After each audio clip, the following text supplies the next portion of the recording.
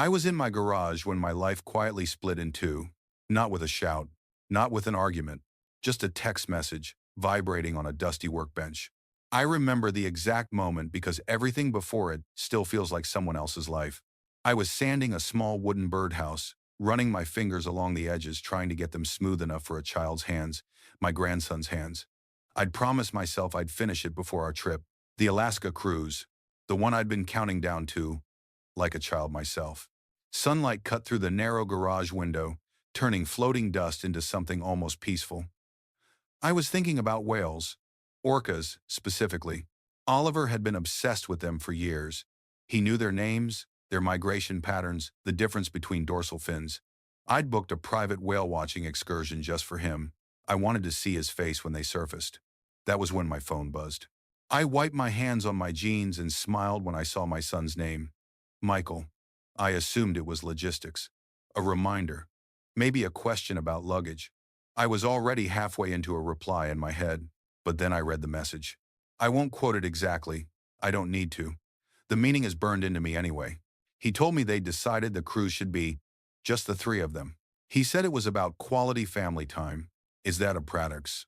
He said we could do something together another time. Another time.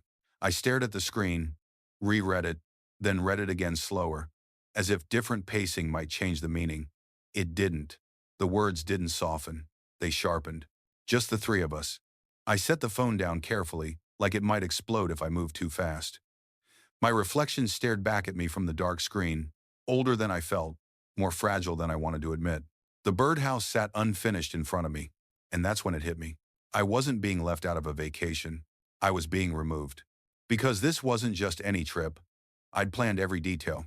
I'd booked connecting suites so Oliver could wander freely between rooms. I'd handled the deposits, the excursions, the insurance. Over $18,000 charged to my card without hesitation.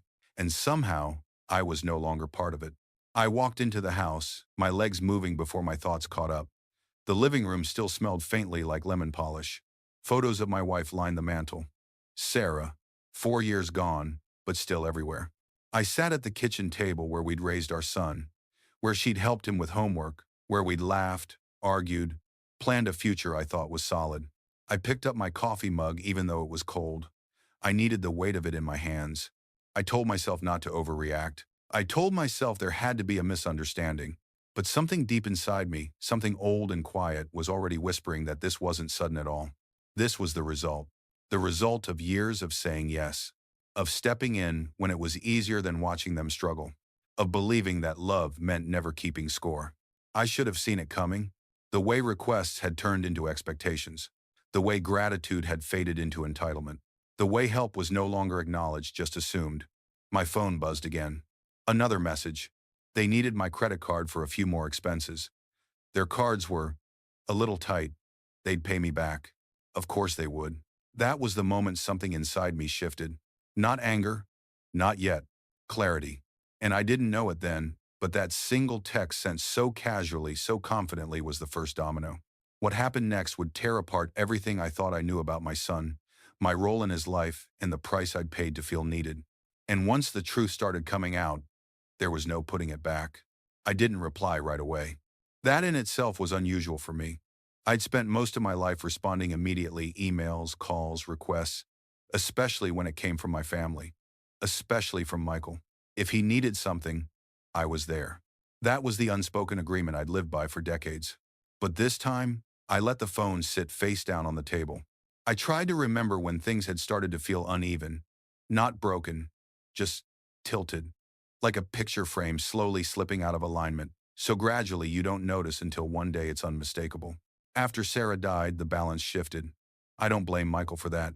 Loss rearranges families in quiet ways. He checked in more often at first. Dinner invitations increased. Weekend visits became routine. I told myself it was closeness, healing. But somewhere along the way, concern turned into dependence. He asked me to handle paperwork, then taxes, then mortgage questions. You're good with numbers, Dad. I was. I am. I'd spent 40 years as an engineer solving problems other people couldn't or didn't want to face. When his wife, Laura, lost her job, I covered their shortfall just for a few months. When the car needed repairs, My card was faster than insurance. When Oliver was born, I set up a college fund without being asked. I told myself it was love, legacy, responsibility, and maybe it was. But love, I was learning, has a way of being quietly redefined by the people who benefit from it. I finally picked up the phone and typed a measured response. Polite, calm. I said I understood. That families needed time together. That we could plan something else later. I didn't mention the money.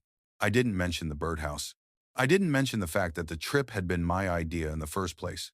Michael replied with a thumbs up emoji. That was it. No explanation. No apology. No acknowledgement of the awkwardness, the hurt, or the sheer strangeness of excluding the person who had planned and paid for the entire thing. That night I couldn't sleep. I lay in bed staring at the ceiling, listening to the house settle around me. Sarah used to tease me about my insomnia. She said my mind was like a filing cabinet that never closed. I'd laugh then. Now it felt less funny. I replayed conversations from the past year, small moments that hadn't seemed important at the time.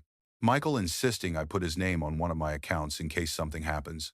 Laura suggesting it would be simpler if they handled some of my finances going forward. The subtle irritation when I asked questions. The way they spoke about my assets as if they were already communal. I told myself I was being paranoid. Old men become suspicious, people say. They imagine slights where none exist. I didn't want to be that man. I wanted to believe in my son, in the family I thought I'd built.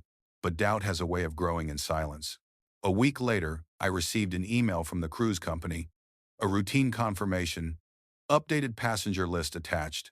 I opened it without thinking. My name wasn't there. Not removed, not replaced, simply absent. As if it had never been included at all. I felt something cold move through my chest, not panic but recognition. The kind you feel when a suspicion finally stops being theoretical. I forwarded the email to Michael, asking if there'd been a mistake. He replied hours later, said it must have been a system thing. He'd look into it. He never did.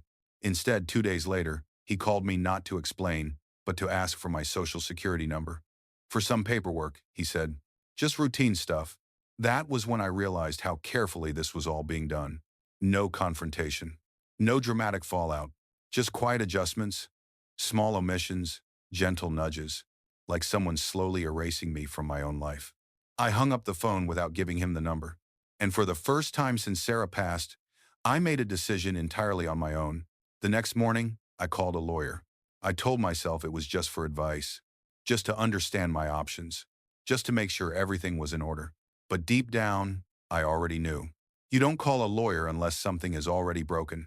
And once I said my name out loud in that quiet office, there was no turning back. The lawyer's office smelled faintly of old paper and fresh coffee.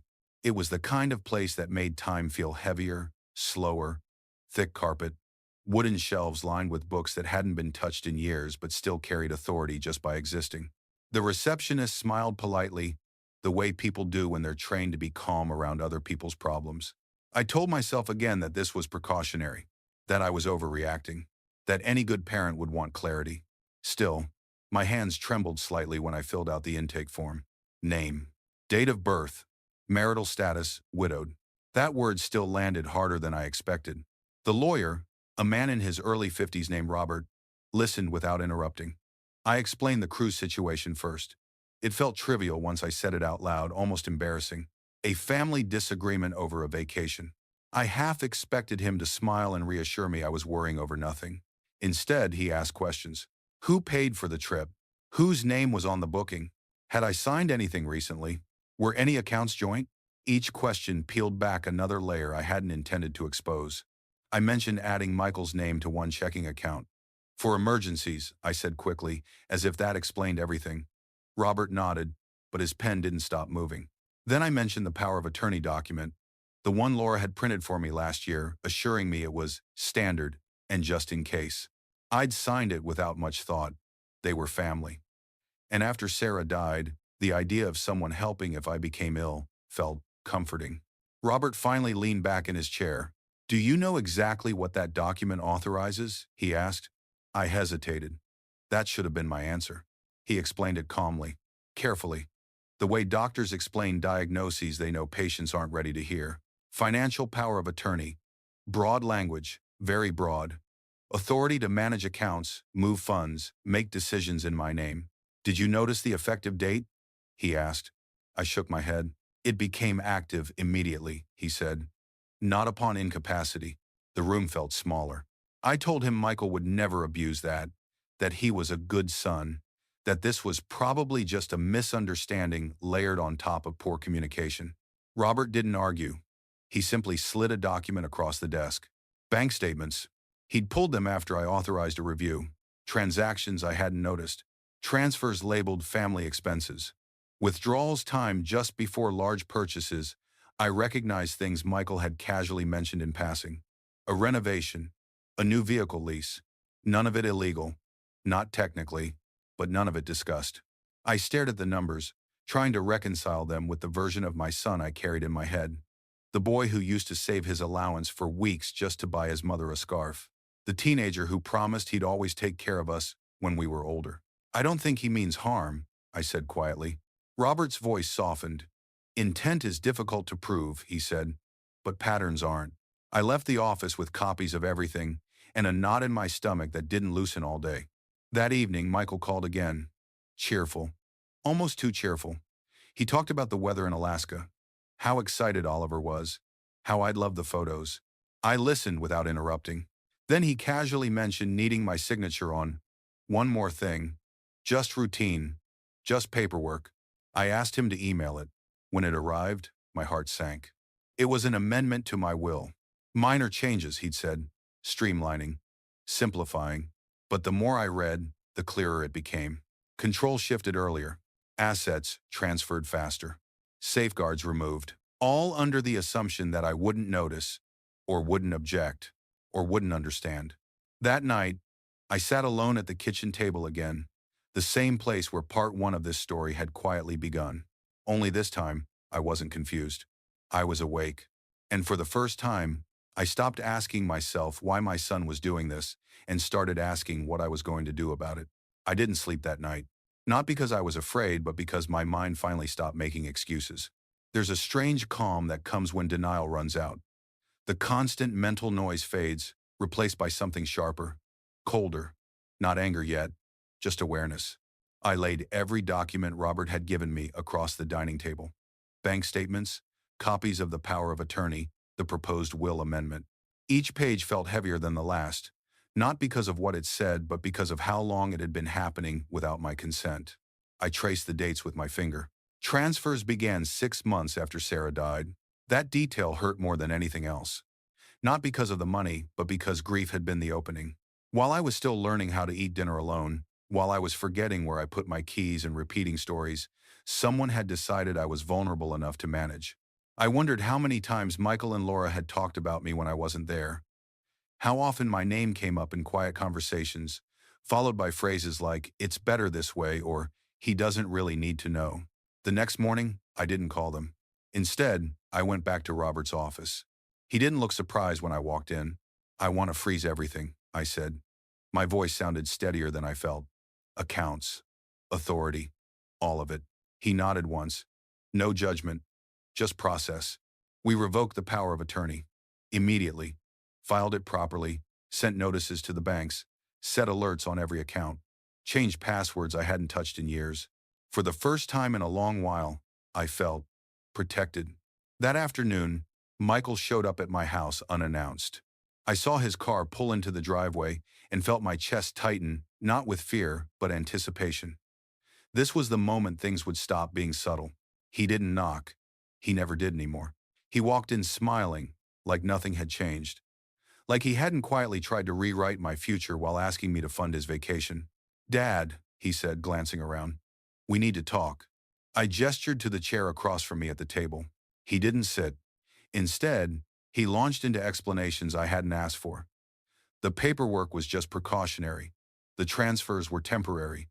The will changes were for efficiency. Everything he'd done was, somehow, for my own good. I listened. Then I asked one question. "Why didn't you tell me?" He froze. Just for a second. But it was enough. He looked at the table, at the documents, at the place where his mother used to sit, and for the first time, his voice lost its confidence. "You would have worried," he said. "You've been fragile Fragile. That word ended the conversation. I told him the power of attorney had been revoked, that the accounts were locked, that any future communication about finances would go through my lawyer. He stared at me like I'd betrayed him. Laura called later that night, angry, defensive. She accused me of overreacting, of being manipulated by outsiders, of choosing paperwork over family. I let her speak. Then I said something I hadn't said out loud yet. "I'm not cutting you off," I told her. "I'm cutting off access." Silence followed. They left for Alaska 3 days later. I didn't see them off. I didn't get photos of whales or smiling faces.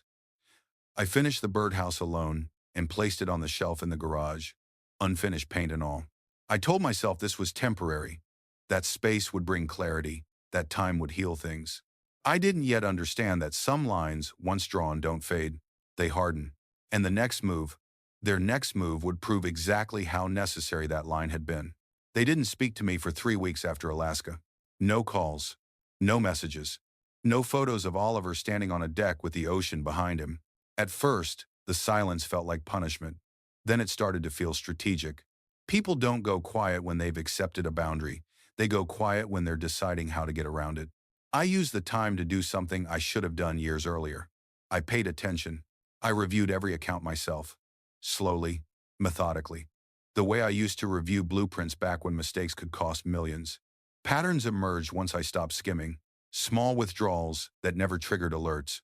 Timing that aligned perfectly with their expenses. Language that framed spending as necessity, never choice. I wasn't bankrupt. Not even close. But I'd been managed. And that realization stung more than any number on a page. Robert suggested something else, something I resisted at first. A full estate audit. Not just assets. Relationships. Expectations. Who knew what and since when? That process revealed something far more unsettling than missing money. Michael and Laura had already spoken to people on my behalf. My accountant, a financial advisor I'd met once but never hired.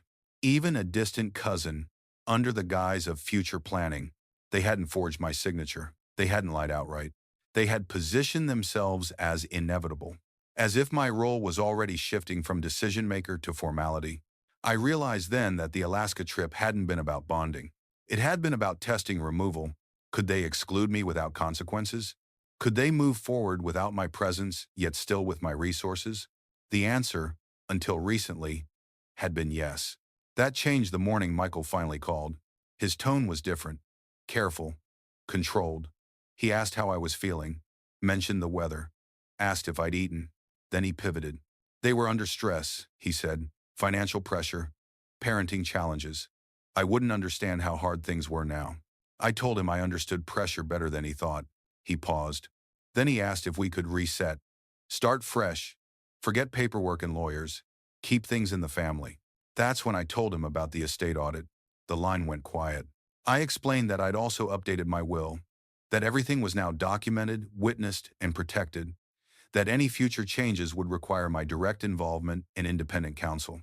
He accused me of planning against him. I corrected him. I'm planning for myself. 2 days later, a letter arrived. Not from Michael, from an attorney. They were contesting my capacity, claiming concern, suggesting evaluation, framing it as care. I sat at the table with the letter in my hands and felt something finally settle. This was no longer confusion, no longer miscommunication, no longer family tension. This was escalation. And once someone questions your mind, the fight stops being emotional. It becomes structural. Robert smiled grimly when he read the letter. This, he said, is where we stop being polite. I didn't feel triumphant. I didn't feel scared. I felt prepared. Because the truth was simple, even if the situation wasn't. If they believed I was incapable of protecting myself, they were about to learn how wrong they were. The first thing Robert told me was this. Once someone challenges your competence, the goal is no longer reconciliation, it's protection.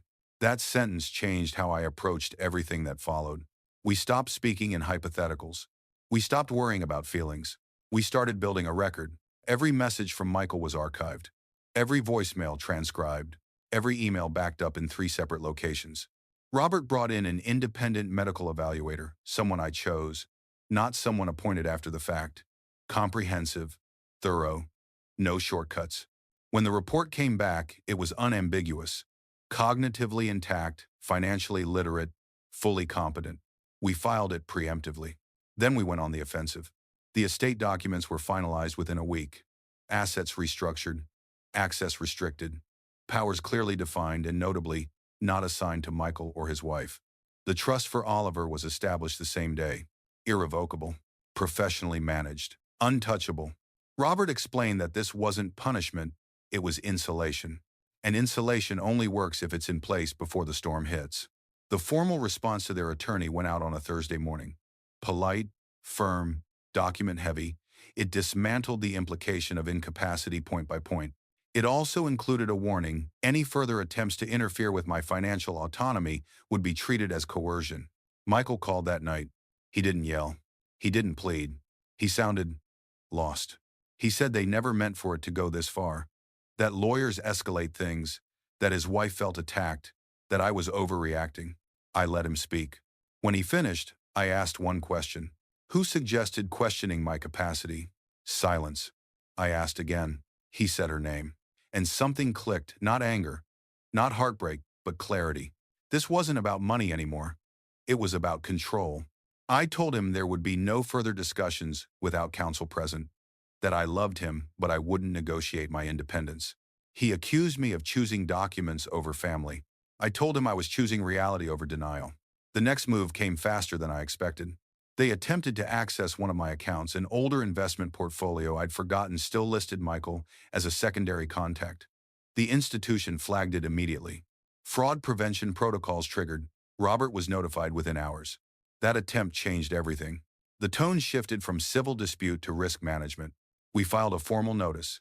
Cut remaining legacy access. Issued cease and desist language. Quietly notified institutions to expect social engineering attempts. Robert didn't sugarcoat it. They're panicking, he said. People reach when they realize the ladder's gone. And then came the part I hadn't prepared for. Oliver stopped calling. No check-in texts. No voice messages. Nothing. I didn't reach out. Not because I didn't want to, but because Robert advised restraint. Any contact now could be reframed, twisted. So I waited. And in that waiting, something else happened. I started sleeping again. I ate properly. I went back to walking in the evenings. I noticed how quiet my house actually was, how peaceful. I realized I'd been living in a low-grade state of anxiety for years, always anticipating a request, always bracing for need. That weightlifting felt unfamiliar. And then the certified letter arrived. Court filing, emergency petition, temporary conservatorship request. They wanted legal authority over my affairs. That was the moment the last illusion broke. This wasn't family conflict. This was extraction. Robert leaned back in his chair and said calmly, "Good. Now it's public. And now we end it. Isn't in that, in when es has, and in that." Courtrooms have a way of stripping emotion out of a situation. There are no raised voices. No dramatic confrontations. Just documents, timelines, and facts laid out under fluorescent lights. And facts, I learned, are ruthless. The emergency petition didn't last long. Once Robert submitted the full medical evaluation, the financial audit, and the flagged account access attempt, the judge didn't even entertain the argument. The request for temporary conservatorship was denied on the spot. But the damage was already done. Because once something like that is filed, it changes how you see people forever. Michael wouldn't meet my eyes in the hallway afterward. His wife didn't bother pretending. She stared straight ahead, jaw set, as if she'd lost something that was rightfully hers. Not someone. Something. That distinction mattered. The judge issued a warning, clear, formal, and recorded. Any further attempts to interfere with my finances or autonomy would trigger sanctions, possibly criminal review. We walked out without speaking. That night, I sat alone at my kitchen table, the same table where birthdays had been celebrated, where homework had been done, where my wife once read quietly while I paid bills across from her. I expected to feel devastated. Instead, I felt empty. Not hollow, not broken, just done. Over the next few weeks, the fallout unfolded quietly. Michael stopped calling altogether. His wife blocked my number. Mutual acquaintances went silent, unsure which side was safer to acknowledge. And Oliver, sweet, innocent Oliver, became collateral damage. No visits, no messages, no explanation. That hurt more than everything else combined. But something unexpected happened in that silence. I stopped negotiating my worth. I didn't draft apology emails I'd never send. I didn't rehearse explanations. I didn't wonder what I could have done differently. I accepted what was, and in that acceptance, a strange calm settled in. The trust for Oliver remained untouched, growing quietly in the background, structured so he could access it one day without anyone else standing between him and his future. I left a letter with the trustee, simple, personal, meant for him when the time came. It didn't accuse. It didn't explain. It just said I loved him, that I always had. Life reassembled itself slowly after that. Mornings became mine again. Decisions too. I traveled not to escape, but to remember who I was before everything revolved around obligation. I met people who knew nothing about my family history, who asked what I liked, not what I could provide. And slowly, I began to understand something uncomfortable but true. Love that depends on access isn't love. It's leverage. Months passed before I heard from Michael again. A single email. No subject line. He wrote that things had fallen apart, that his marriage was strained, that money was tight, that he was reflecting. He didn't ask for anything, which told me everything. I replied with 3 sentences. I said I hoped he found clarity. I said I wished him well. And I said I wasn't ready to reopen contact yet. Not out of spite, out of self-respect. Some doors don't slam shut. They close quietly once you finally stop holding them open. I used to believe that family was permanent, unbreakable, unquestionable, something you protected at any cost, even if that cost was yourself. I was wrong. What I've learned since then is harder to accept, but far more honest. Family is not defined by blood. It's defined by behavior. By who shows up without keeping score. By who respects your boundaries when there's nothing to gain. By who doesn't confuse love with entitlement. I replay those early moments sometimes. The little things I brushed off. The jokes about my old school thinking. The casual assumptions that I'd always be there to smooth things over. To pay. To fix. To sacrifice. I told myself it was generosity. It wasn't. It was fear. Fear of becoming irrelevant. Fear of being alone. Fear that if I stopped giving, I'd stop mattering. And that fear made me easy to use. If you're listening to this and something feels uncomfortably familiar, I want you to hear this clearly. Love should not cost you your dignity. Support should not require silence. And helping someone does not mean surrendering your autonomy. The moment someone frames your boundaries as betrayal, that's your warning sign. I didn't lose my family the day the legal papers were filed. I lost the illusion I'd been clinging to long before that. And strangely enough, that loss set me free. Today my life is quieter. Smaller maybe, but it's mine. I wake up without dread. I make plans without asking permission. I give when I choose, not because I'm cornered. And as for Oliver, I still believe one day he'll understand. Children are perceptive. They notice who stays steady, who doesn't weaponize love, who walks away not to punish, but to survive. When that day comes, I'll be here. Not as a rescuer, not as a bank, just as myself. So if there's one lesson I leave you with, it's this. You are allowed to step back. You are allowed to say no. And you are allowed to choose peace even when it disappoints the people who benefit from your silence. That doesn't make you cold. It makes you free. If this story made you pause, if at any moment you felt like you were listening to a piece of your own life, as a parent, a grandparent, or someone who gave too much for the people they loved, then you're not alone. This channel exists for people who have lived long enough to understand that family relationships aren't always simple, fair, or kind, and that sometimes the hardest lessons come from the ones we trusted most.